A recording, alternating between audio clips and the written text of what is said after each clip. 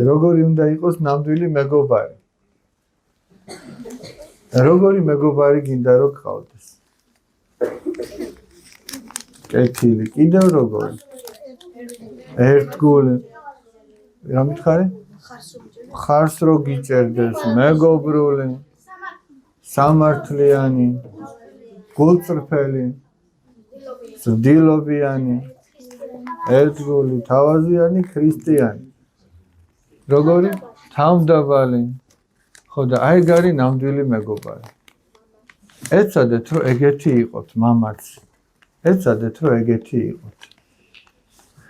მაგრამ მე მაინც რაღაცნაირად ვფიქრობ რომ მეგობრის, როგორც ასეთე მეგობრის სამკაული მაინც არის ერთგულება. შეიძლება მეგობარი ბრაზიანი იყოს. შეიძლება ძუნწი იყოს.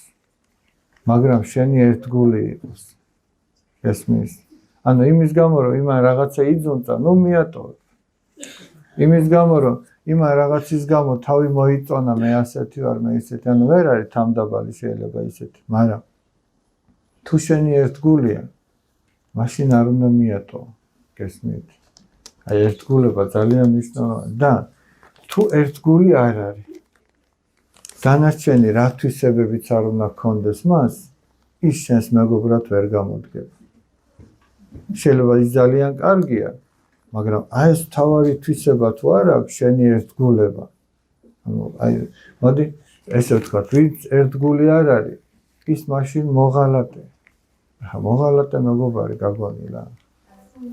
მოღალატე, ესე იგი თავისი სამშობლოს მოღალატე, როგორ შეიძლება თავისი სამშობლოს რამეში გამოადგეს?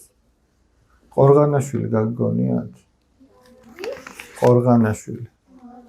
აი ცოტა ხანში, ცოტა რომ მოიზრდებით, გაიგონებთ, როგორ უღალატა მან თავის სამშობლოს. აბა ის რაში უნდა გამოდგომოდა სამშობლოს.